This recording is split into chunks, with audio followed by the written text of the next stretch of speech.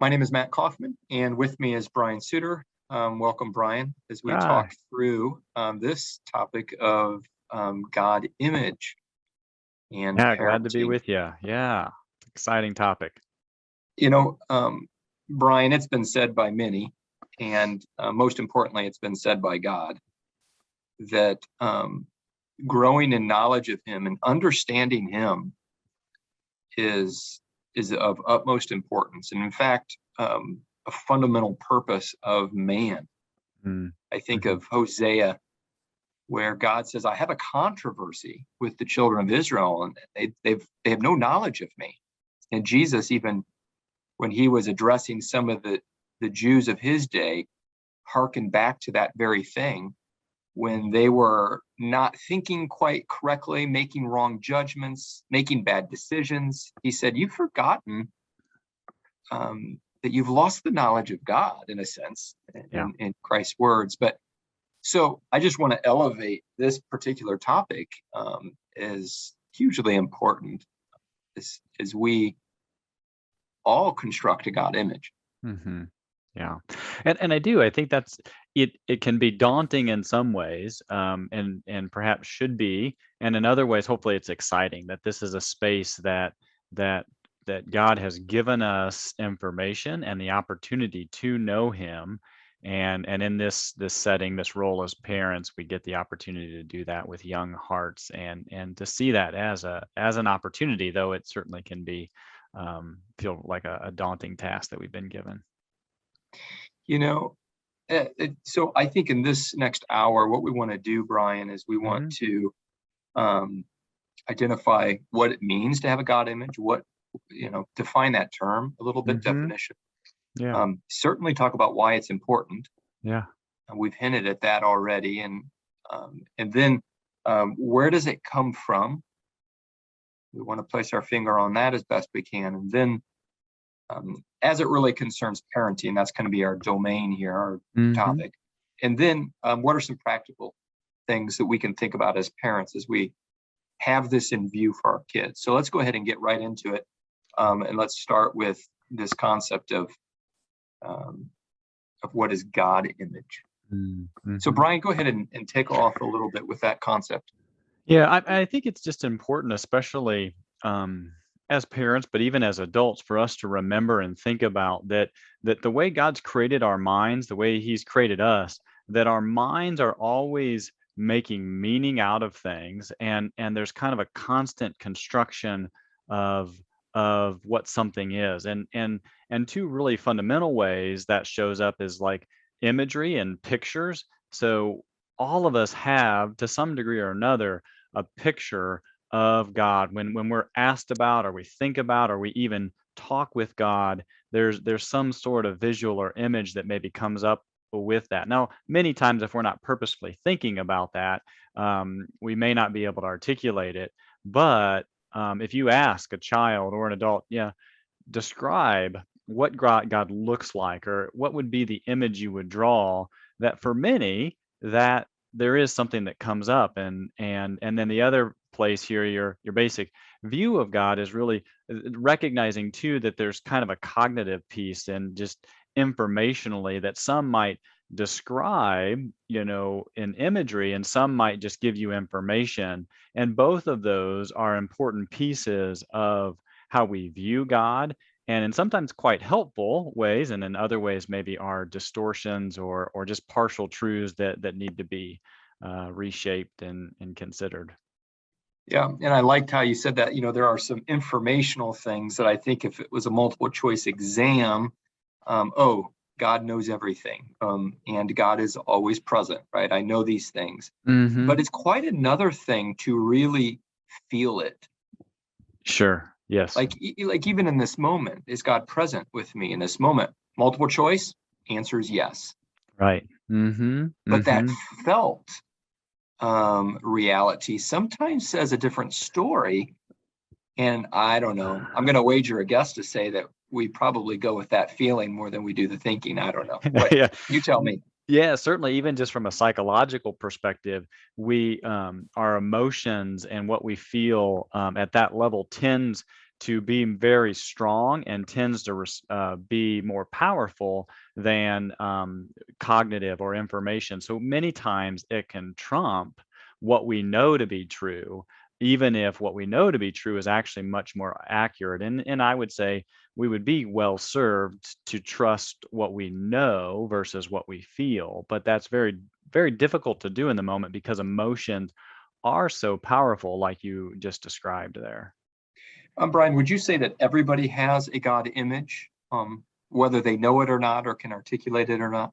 Yeah, no, I would say that and I think that's a helpful thing just to assume that everyone that we interact with would have a picture, an image of who God is.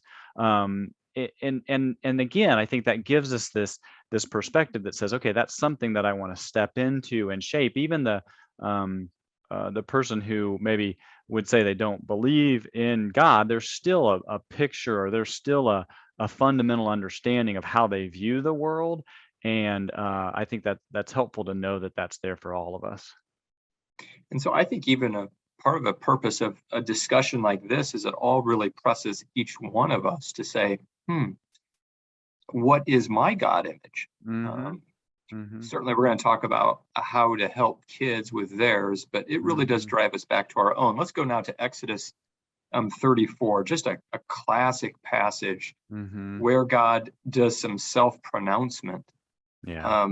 And this came on the heels of Moses really getting real with God and saying, God, I need to see you in this moment. And he's up on the mountain, and there's this, tremendous scene here. Brian, go ahead and explain it. Yeah, it is. It is just a powerful, like there's so many things going on. And Moses really, I think, is wanting to know God. And then this declaration comes, which is this beautiful picture that I think is very helpful, as God gives us here in this passage a very succinct picture of how he views himself. And I think it starts to create at least a couple of big buckets for who God is, and the reality that there's those two big buckets both exist, and for many of us, we're going to lean towards one or the other. I'll just read through it, and you'll see the two buckets that are kind of contrasted here. And this says, and the Lord descended in the cloud and stood with him, so that's Moses there, and proclaimed the name of the Lord. And the Lord passed before him and proclaimed, the Lord God, merciful and gracious, long-suffering and abundant in goodness and truth, keeping mercy for thousands, forgiving iniquity and transgressions and sin. And even if we just pause there, is that bucket of God being kind and merciful and gracious, and in all the things that we just so enjoy and long to connect with, as far as God. And then the other, it goes on that's not the only side of things. There's also, and that by no means will clear the guilty, visiting the iniquity of the fathers upon the children and upon the children's children and upon a third and fourth generation. So this other bucket of, like, God is just, and that there are consequences, and that's a reality of who he is too, that both of those exist. And for most of us, it's really hard to keep both of those in view. We either kind of lean towards seeing him as merciful, and that discounts his justice, or that's all that we see, and that discounts his mercy, and that can create kind of a fearful, like, I got to stay away, or I can't come into his presence, and this can create more of a flippancy or a casualness. Sure. And I like in that first verse presented here on the screen, he proclaimed the name of the Lord. And I think that's as we think about God image, going to the names, that's really what we do when we name things, is we try to put a bunch of meaning and substitute it with a word. I just think of so many times when God's people in beautiful moments named God, reached out and named Jehovah Jireh, for example, or and just tremendous meaning poured into that, and so we've got a very dynamic caricature of God Yeah. by way of all of these names, though.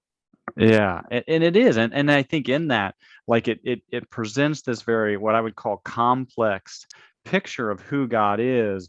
That is something that can be explored and enjoyed and grappled with for a lifetime and beyond. Yeah. Yeah. Let's move now to why is it important? Mhm. What's at stake with a God image? Well, in many ways, I think that our view of God is going to shape much of how we view every aspect of life. And so if that view of God is distorted in the sense that he's maybe the harsh, distant, critical, if that's the view, then everything is going to be viewed from that lens, and then um, it is going to be really hard to walk through challenges or difficulties or even joys with any degree of settledness, or that a proper view of God gives us a proper view of reality. I think would be a really good way to think of it and see it, whereas a distorted view of God is going to give us a very distorted view of reality. I think that's an important connection, Brian, that in order to see the world accurately and in its realness, Yeah. it's going to very much come through this filter of God image, which we Hmm. previously mentioned everyone has. Right. Yep. Yep. That how we view ourselves, how we view, other people, how we view tragedy, as well as the joys in life, all of those things, and the meaning that comes to life, all of part of what we could call a worldview and the purpose of life, and where things end.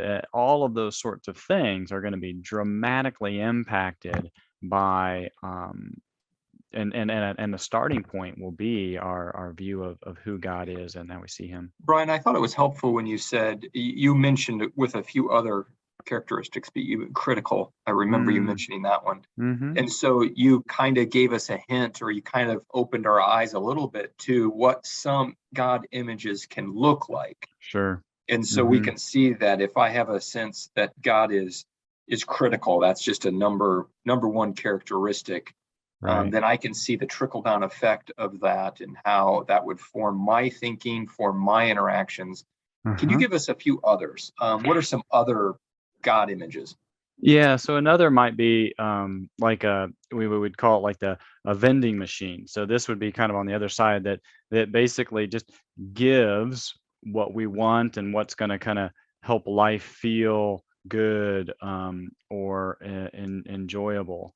Um, and so you can kind of, again, you see these two big buckets, and that a lot of times those distorted views of God are going to fall in one of those two buckets: the critical on the other side, or the just kind of friendly. And in many ways, there's some degree of truth, but it's void of the full picture of who He is. Um, and so even if you think about it, I think this is one of the ways our mind operates, that we associate things all the time. So if our picture is like, and even the scriptures use different things to describe who God is. And so when it says he's merciful, our definition of merciful may be really helpful and give us a good picture.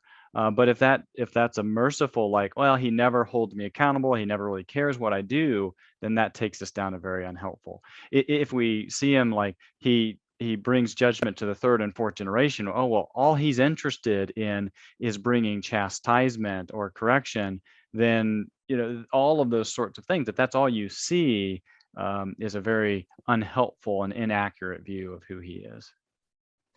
So this third bullet point, I think, Hmm. is a bit of a cautionary tale. Sure. It says it's hard to reconstruct a severely distorted view of God. Mm. Provide a little explanation for that. Yeah, well, I think it's perhaps, especially in the counseling room, one of the biggest things that I notice and see, that our view of God, that and why it's really so important, is that it does impact so much of how we view life.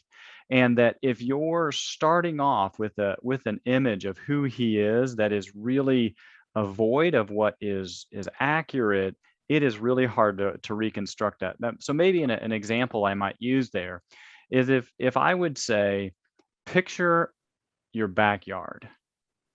My guess is that everybody is going to have an image that comes to mind that is based on their own backyard. But for me, if I'm thinking, I'm thinking of my own backyard, and that's kind of the reality. If I'm trying to help you create a picture in your mind of my backyard, but you start off with, let's say you grew up on the beach and that's your view of what a backyard is, like to get your mind over into this whole different category that looks so different in the experience is so different is a really painful thing, because emotionally, like we started off with, it's so disconnected from what your experience was before, or Mm. what your picture was before. um And so really, we have a tremendous opportunity as mhm, parents, that while our young people are in formation, right. how much greater an opportunity perhaps, or advantageous it is to really help them have a good, accurate God image. Right. And even just to think of and visualize in our mind's eye that we're trying to just give them a framework that gives them a place to work from. We're not going to be able to give them a perfect view of God. We aren't going to have a perfect view of God ourselves either. But if it's so distorted in one of these two big buckets we've been talking about, that it is going to be really hard for them to be able to really fill that out in an accurate and helpful way when they start off with maybe just such a strong distortion. I'm going to raise a word that's in vogue in Mm, Christian circles, and that is mm-hmm, deconstruction right now. So mm-hmm, I don't know if those that are listening are aware of that term, but it's mm, quite popular on, and it's not hard or to run across somebody. It's usually a Christian who is going through a time of deconstruction. sure. And I do think, maybe I think the topic warrants a bit of an address on what that term means, and Mm, perhaps some guardrails. mm-hmm. Yeah, yeah. Well, and I think it's one of those things that can mean a lot of different things. One of the things it tends to mean right now is like, I believe this, and I'm trying to tear that down and reconstruct something completely different. So the deconstruction is tearing down what I did know, so that I get a fresh start, and then building a whole new kind of view. And certainly that, yeah, you hear a lot of negative outcomes from that, particularly those in the Christian um, world right now, where they're moving away from faith and deconstructing in ways that we would say are really um, unhealthy and outside of what we would consider biblical truth.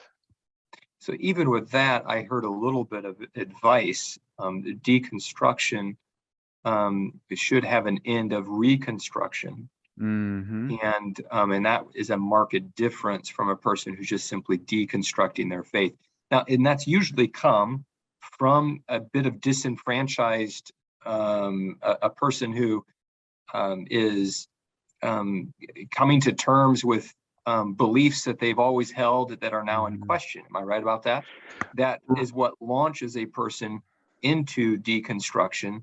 Right. And very often it does revolve around their God image Uh-huh. and what they believe to be true spiritually. Right. Yeah. Yeah. And I think that would be part of what we're trying to say here is that we would expect that our view of God to always be shifting and growing to some degree. And that's a good thing, is we let the scripture shape that. But what we want to be cautious of is just saying, well, I used to believe this, and if that, right now it's would certainly be in vogue too, to kind of be anti-organization. So if an organization says something or believes something, well, because it's attached to an organization, then I need to step away from there. It must be bad.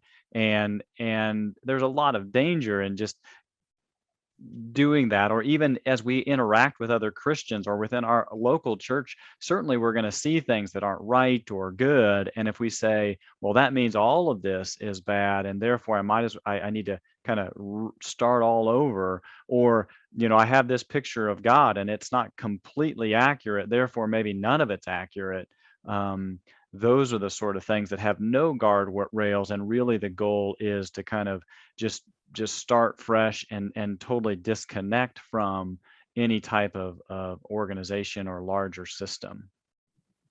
Yeah, and in these, and so I appreciate that, providing a little bit of definition for that space, because there are a lot of parents that are dealing with that with Mm-hmm. their kids. Mm-hmm. Mom and dad, I'm deconstructing, and there's a way to work with, and there's a way to work against a Right. child in that situation. Right. Some for blessing, and others for probably further harm. What would be Mm-hmm. some of those points?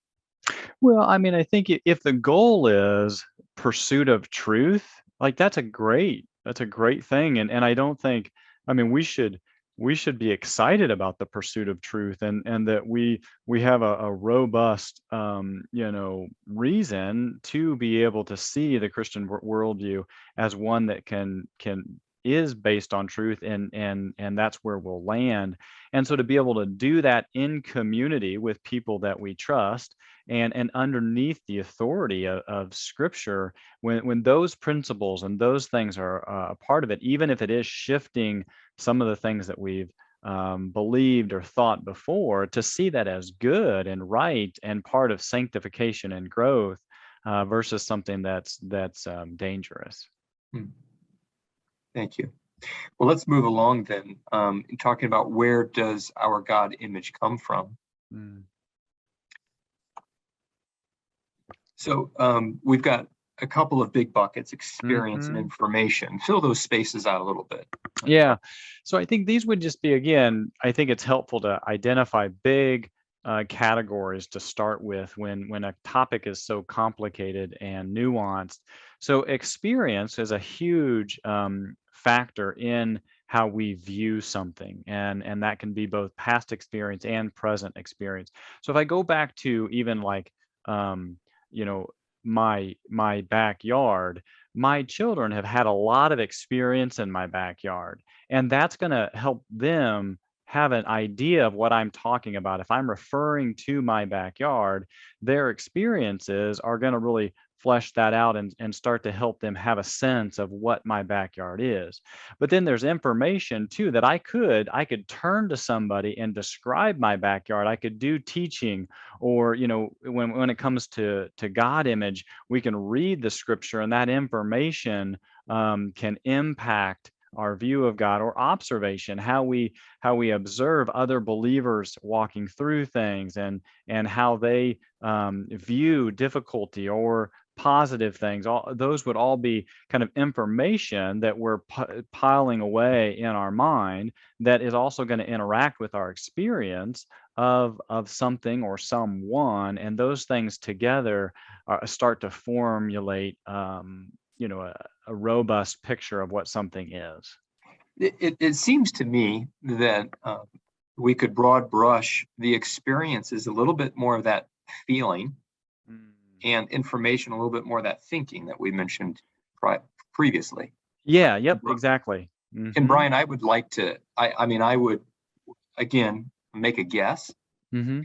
that we, in today's, maybe it's a more of a modern thing, Mhm. we place more emphasis on experience Yeah. than what probably previously was placed on information. Maybe the tables have turned a little bit in how we come to our conclusions about the world and the way it works. Yeah. No. No, I think there's certainly some reality to that, and I think certainly different cultures would see that differently. So certain times in history, but right now for sure, experience is a big one that plays heavy into how we view things, and even what we hope to experience, what we're hopeful for. If you talk to an adult a lot of times, and if you talk to them about how Bible study is going, what they're going to go towards is their emotional experience. That's what they're going to use to describe how it's going or what it's been like. Um, but that may not actually be the same as the information, how it's going in a cognitive level. Sure. Hmm. And I mean, I think this is one of the areas that as we parent our children, that our children have an existential question, and we Hmm. do try to answer it with information. Hmm.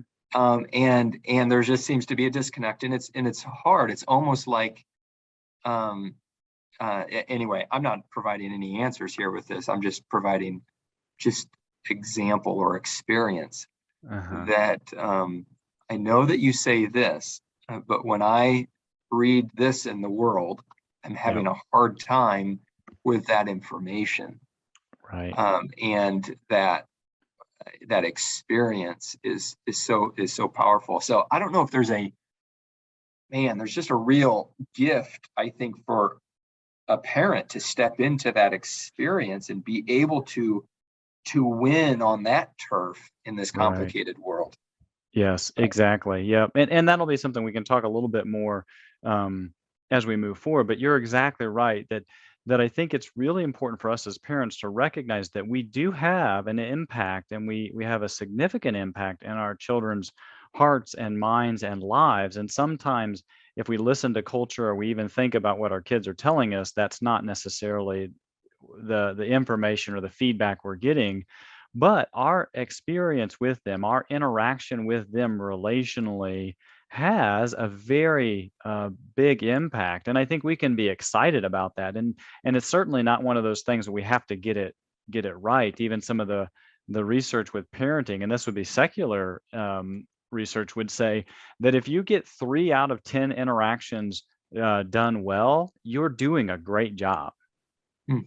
And that you're impacting your child in a really helpful way. And even the 7 out of 10 that you maybe really mess up, if you can use those opportunities to actually repair and go back and recognize or apologize, like you're the elite category of doing a good job. And those are the kinds of experiences that can really start to shape a child's view of authority or a father figure or in a really helpful, healthy way.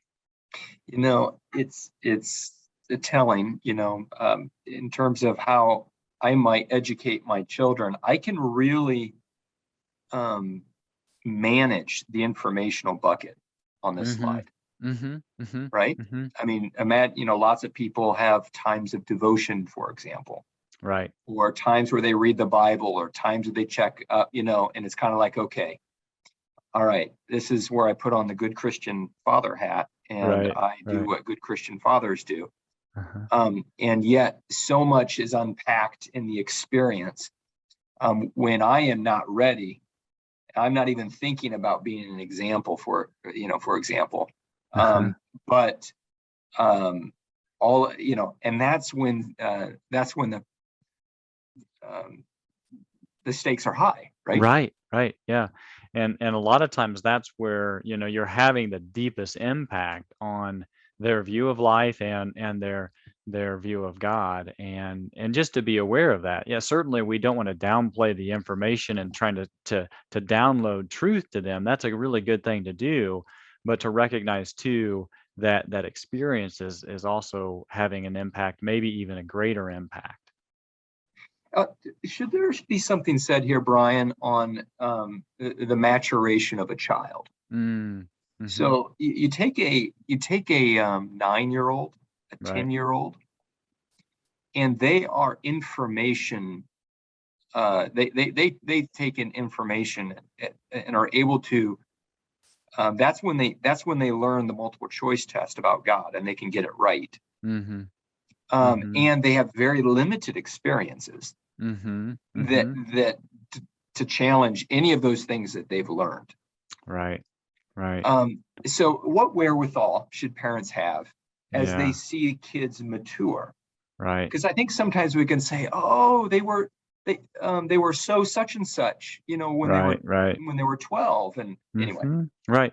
Well, I think that's part of that reconstruction that's in a good way, that as we download information and maybe a picture of God cognitively or in their mind, as they walk through life, their experiences are going to start to pile up. And then we've got to help them sort through, how does the information that's right and true about God, what does that mean given this specific experience they're walking through? And that as they age, there's going to be more of that. So what does that look like when, you know, even if we look at the news today, that they've been told that God is good, and now how do they make sense out of the reality that there's a lot of evil and wickedness that they're going to hear about, either experiencing firsthand, or they hear about in the news? Like, how do all of those pieces fit together? And that's part of the constructing and the nuance and the maturing of the reality that God is good, and there are really hard, difficult things that they're going to experience, as well as observe others experience. yeah, Mhm. yeah. Let's look now, and let's go with some practicalities here. Let's Okay. think a little bit about um, teaching children. Mm. Let's get into some Yeah. examples. What's that look like? We've started that already. Yeah. So kind of to go a little bit further into the information area here, one would just be that story and imagination, I think, is such a powerful tool to impact our view of anything, whether a child or an adult. And I think that's just a helpful thing to know, that and the Old Testament in particular gives us so many great images and pictures of who God is, and that allows for a lot of rich opportunity to engage their imagination and capture their imagination. And it reminds me of a C.S. Lewis quote, where he says something to the effect that um, reason is the organ of truth, but imagination is the organ of meaning. And meaning, he's saying, if we want to really impact the meaning that we're putting to things, or how we're viewing things at that level, imagination is really the gateway, the way that we go about reconstructing that. And I think that's just such a helpful thing, that sometimes if we're trying to get somebody's view of something to change, sometimes, like, truth is helpful, but imagination is really the back door in, that really gives us an opportunity to kind of to shift that. And I think you even see that with, like, for example, Nathaniel approaching David, right? Like, he doesn't go, after David's sin with Bathsheba, he doesn't go just straight at truth, but he captures his imagination, and that softens him and opens him up to, so that would be an example of that. Mm. Yeah. I really love that, Brian, and partly because we're talking about parenting, and we're talking hmm about kids. hmm And who lives in an imaginary reality more than kids do? Exactly. I mean, we're Exactly. speaking their language. Yes. Yes. Yeah. So to be able to tap into that fertile, very fertile ground of imagination is one Uh-huh. really important way to do that. Yes, yes. And even if you think about yourself, if you're thinking about teaching, or the things that impact you, or that you remember maybe from a sermon and things like that, it's story, and something that kind of draws you in, and kind of taps into your emotion. And if all that comes on board, like, that's the things that stick with you and have an impact. And and and and I think that to be aware here too, that so when our kids, they're reading through and they're getting the story, and all of a sudden it says, the Lord is a shepherd, that's a beautiful point for us to pause there and say, okay, what is a shepherd, and what does that mean? And kind of, you know when we have time to flush that out and consider, oh, that's giving us insight into who he is. It's not a full picture to who he is, but it's a really wonderful part of who he is. Or, as we read, and it says he's a consuming fire, and how does that impact our view of God, and using But, imagery and story? just like take those two imageries, Mm-hmm. okay, to a to a Jew, to a first century church, to the ancient world, Right. those are powerful imagery. But a shepherd is a bit removed from our kids. Exactly. And Yes. even a consuming fire. There's a lot of kids that aren't around a fire. Right. We've Right. got them very contained and turn on and off with switches. And a Yeah. consuming fire is not, so even Mhm. the imagery that you pointed out are so, that's where, we have an opportunity to be thoughtful, to help Right. expand and make those images more accessible to our Right. kids. And maybe even help it bring it into context their present day world that would help them connect. Like, so for example, one of the things that it's really been interesting to me, periodically at night, we've been reading through Little House on the Prairie book series, and like we'll read something, and it's amazing how much they have no idea what the author's referring to. There's so many things that they're so far removed from, they just have no context. And to see that even as we're reading the scripture, like you only may get a page read because you have to take so much time, but to enjoy that and to see that as something that's worth fleshing out, and yet you're really tapping into their imagination when we do that. That's so funny. I gotta take a 10-second aside to say, yeah. So we've been through those books in our family too, Brian. Sure. And your point's exactly. I think Rebecca and I had more conversation and ahas and like, can you imagine? Can you imagine that, right? Totally. Because of our experience. And so Yeah. if you're not Yeah. if you're not sizing up to Paul, Brian, neither did I. Yes, exactly. Yeah. Oh, So funny. so Yeah. to bring us to this testimony point. Yeah, I mean, I think in testimony is one of those things that is a great thing to be able to share, and whether that's testimony in our own world, and I think one of the things I would caution here, though, is I think sometimes as Christian parents we lean so heavily on testimony and almost exclusively on positive testimony. Like, just for a moment, if you were to think about, what if the Old Testament, all it recorded as far as the Israelites' history, was all of the Lord being faithful to them, giving what they requested. If that's all that was there, oh, we were walking, and everybody was really thirsty, and we were frustrated. We said, "Hey, God, we want something to drink." Bam, water shows up. We're really hungry, and we're kind of tired of this food, something different. Okay, bam, quail shows up. That sort of a thing. And so, to see, even I think the scriptures use of testimony, that it's very diverse, and it doesn't pull out like the things that were really hard, and the wrestling and struggling, and the times where there was chastisement and correction, as well as the times that the Lord was really showed up. So I think just to be able to see that is like, how do we use our own testimony in a way that is helpful, and again tries to paint a full picture of who the Lord is. Whereas sometimes I think we can lean on, well, this is what happened in my life. And so in a way that's like, okay, so you should expect that too. And that's not necessarily like, we can share this as like recalling the Lord's faithfulness. That's a beautiful thing and a great thing for us to do. But that's not who God is. That's one example of how he showed up in a specific time. Um, but again, to use the testimony of the scriptures to really help us unpack in our own world, as well as our kids, who God is in the fullness and the variety that's there.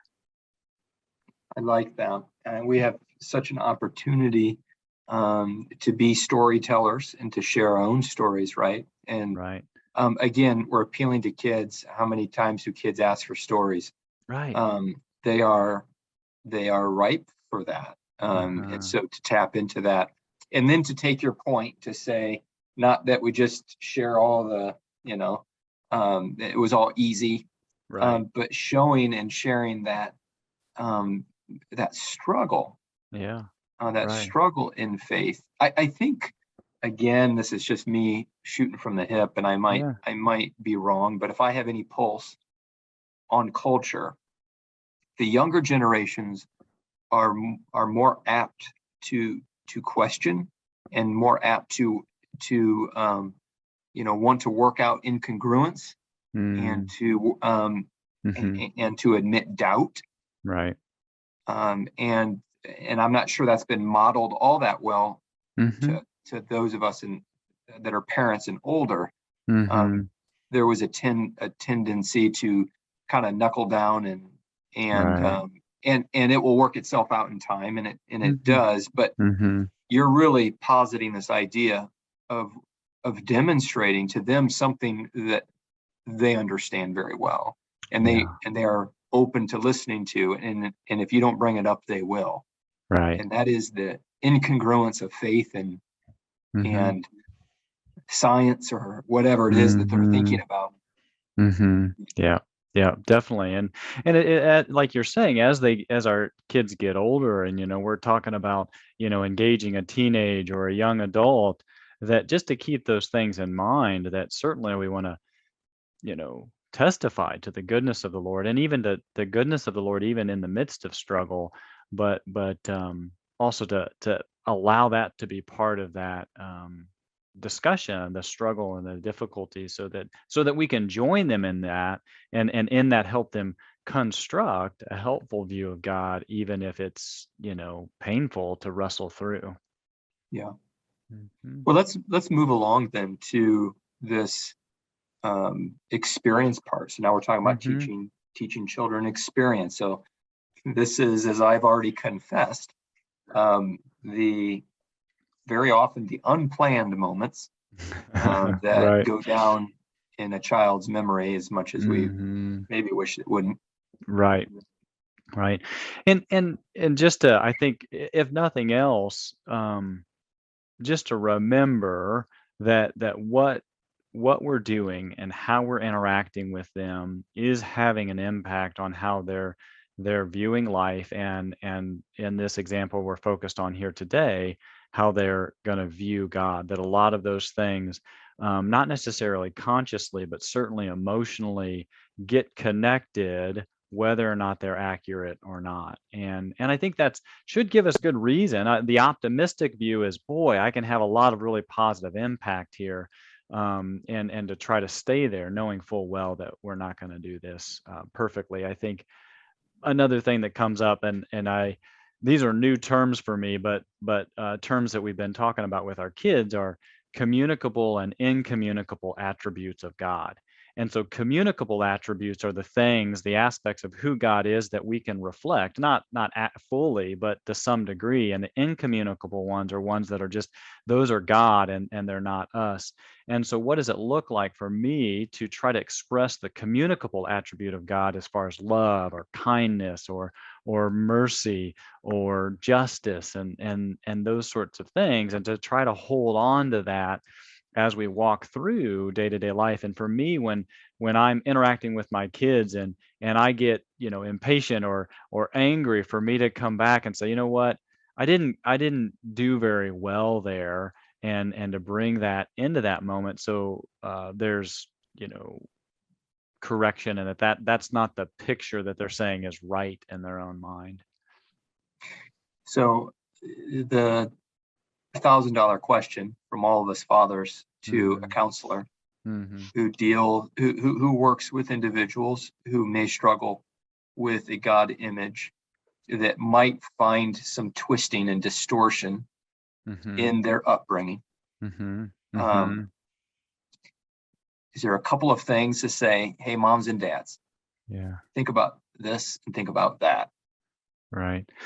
Well, I mean, I think even kind of going down to this modeling, bullet point here, is for us just to say, if we can interact with our kids in a way that we're helping them have a sense from us that we see them, that we're interested in them, that we're gonna be responsive to them, but also have what I would call expectations for them. That's just a beautiful gift if we can do that, where we say, okay, there are expectations, and I'm going to be responsive to the things that come up, and the things that I see, how they impact you.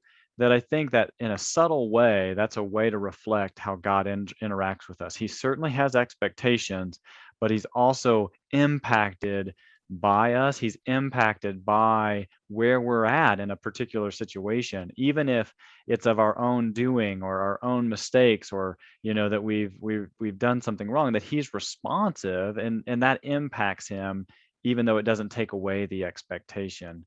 Um, and so I guess maybe that's a convoluted way of just saying, if we give them a sense that we see them and we care about them and that we're for them, even though we still have expectations, that is a wonderful gift to give any child.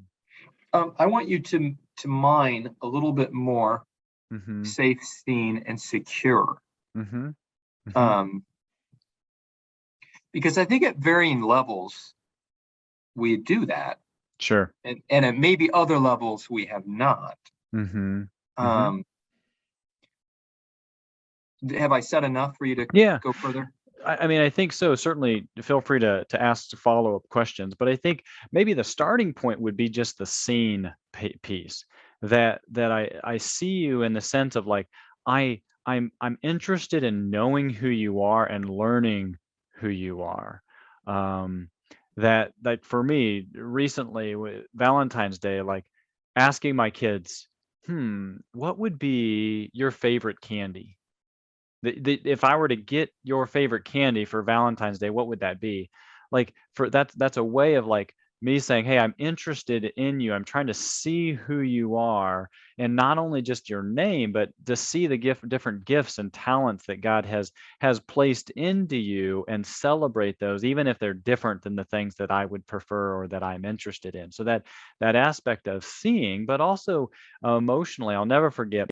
You know, and you're going to miss a lot of these moments, so it's not that we get all of them, but every once in a while when we do something and we can see the life kind of drain out of them, to notice that and say, hey, did something just happen?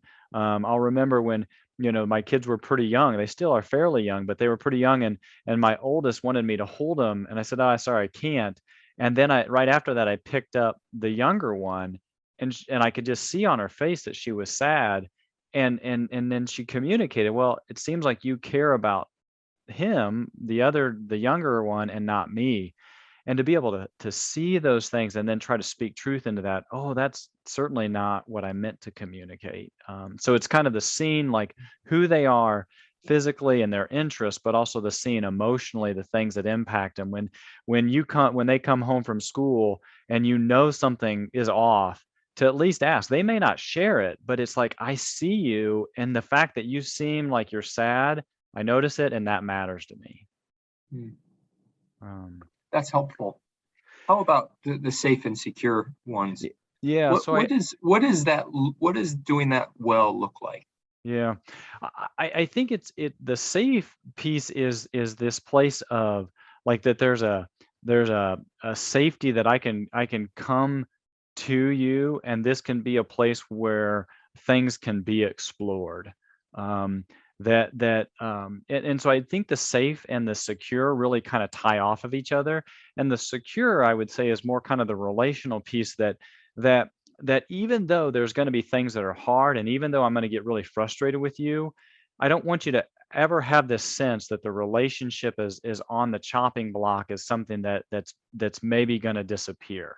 My commitment to you, or my love for you, or my I'm going to stand behind you even when you've messed up. I'm still for you, even though maybe in this moment I'm telling you that was wrong and there's consequences that come with that. Yes. um, that would be kind of the secure piece. And I'm assuming by shame here, we're saying not to shame.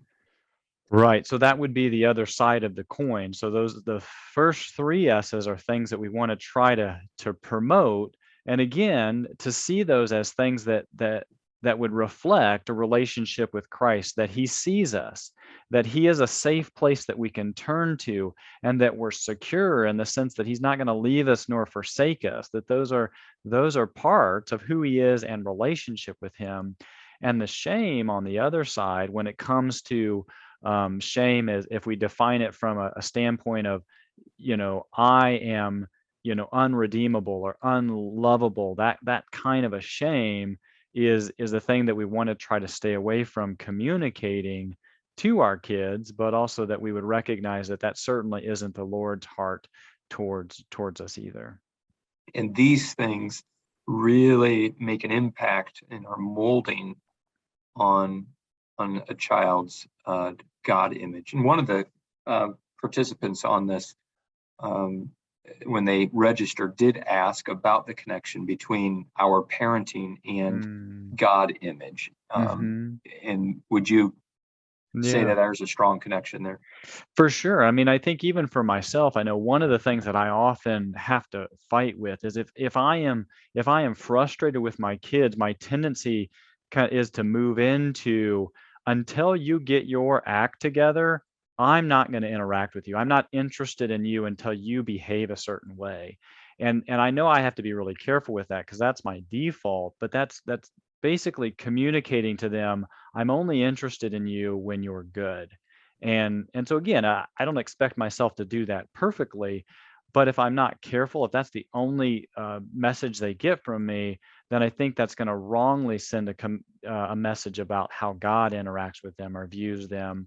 And you could see how problematic that would be if our view of God is, you know what, He's going to stand over there, and as soon as we get cleaned up and we get right, then we can go over and meet Him. But He's going to kind of stay over there until we get it figured out. Like how impossible that becomes then. Sure. Yeah. Yeah, no, that's very helpful. So you mentioned here at the bottom, they're going to ask questions, and they do. And I don't know if this is true or not, but I've heard some say they're asking questions earlier and earlier. Yeah. You know, I'll talk to, for example, a Sunday school teacher who's been teaching for decades, and I've heard this on more than one account. It's like, man, kids, I thought this was just fourth grade. And they're asking questions, really good questions, right? And so I wonder if that isn't the case. So anyway, speak to that. Yeah, no, I think so. And yeah, that just to know that, I think sometimes as Christians or as parents, we feel like we always have to have the answer. And the reality is that, again, I think the biblical picture of God is so complicated and beautifully complicated that we should expect that there will be a lot of questions we're like, I haven't really thought of it. I don't really know, and I'll have to go back, and that's part of the journey, and that's not a failure. I think that's a gift to be able to give them this, like, boy, I don't have all of this figured out either, and just a patience in that they're going to push on things that we don't know, or patience in the sense of when they're wrestling through who is God, and they're wrestling with, well, this experience over here and these emotions over here, and how does that align with what this says about who God is, that can be a settling, kind of slow journey, but one that we try to engage. Yeah. And I think that goes right into this here, and what we can do. You talked about a moldable picture of God. Speak a little bit about that. I think really continuing what you're saying there about not having it all figured out ourselves, and really producing maybe the infrastructure for a child's God image that can be built on. Right. Exactly. Yeah. That we wouldn't expect them, nor do we expect ourselves to have a full picture of God, or that picture of God isn't going to be always shifting and changing. Not that God's changing, but that our understanding of Him is changing, and I think that's something to try to be open to. Sometimes if our picture of God that we're trying to have ourselves or for our kids is so rigid, then when something comes up that we haven't thought about or doesn't fit into that rigid picture, that's when there can be a shattering and be really painful. But if there's okay, this is the basic structure, but I recognize that's going to get fleshed out or changed a little bit, or nuanced as I walk through life, or they walk through life, I think that can be a real gift to them. That's really helpful. Certainly pointing them to scriptures, and who God is. Let's move a little bit now to some final resources, and then we'll open it up. Perhaps somebody's got questions, but here are some of your some nice resources if you want to say anything about those. Yeah, and I would just say my heart here is just to capture a few different categories that there's lots and lots of really good resources out there. And at least my perspective would be it's not like finding the thing and sticking with it, but just recognizing that we want to hit this from lots of different angles. There's lots of great resources out there. And certainly for me, I, I don't do this well. It's not like we sit down and have family devotion or family worship every night at all. But I've found these for myself as well as others have shared just to be really helpful, rich resources. This Tiny Theologians, currently we're going through the attributes of God, and they do one for every letter of the alphabet, and it's been really rich. And then to have that as part of our prayers, and then you hear that show up in their prayers, and just planting those seeds at a young age, which has been really fun. And certainly like Chronicles of Narnia is, I think, a great example of like using imagery and story that captures them and hits them in a little bit different way, and can be really kind of speak into what we've been talking about. Those are exciting. Thanks for sharing that. If anybody wishes to ask a question, you can certainly chat it in or chime in. Doesn't appear that we have any chats at this time. But Brian, as we kind of bring this to a close, I wonder if part of God's brilliance in sending Jesus to live among us was to further expose himself to us. I know he needed to be here so he could die and resurrect and all of that. But don't we get so much of who God is through the life of Jesus? I mean, I wonder what my God concept would be if I didn't have his living example. Right. Oh, 100%. No, I think you're right. I mean, I'm often amazed as I read Paul and how much he from the Old Testament kind of gets a really robust view of who God is. And that's just so it's there, but also that I think for me and so many of us that the example of Christ and what the picture that he gives us as far as who God is and how he interacts with people and his creation and how he rules and what that means to be a king or a savior or a father, like it just so much comes from his example, no question. So what a tremendous resource we have in the Gospels and the account of Christ, following him closely. I've been energized again, Brian, to go home and give it another try. So thank you for that. I hope those who are listening have been as well. So any parting comments, Brian, that you'd have? No, I would just, I would agree that certainly this is a topic, I think, hopefully, again, if we can engage it with optimism and see the opportunity to try to step into it, knowing full well that it won't be perfect, but and even just to encourage each other in that. So grateful for the opportunity. It's been great for me to reflect on this topic again and to think about how to continue to try to be purposeful in this space. Very good.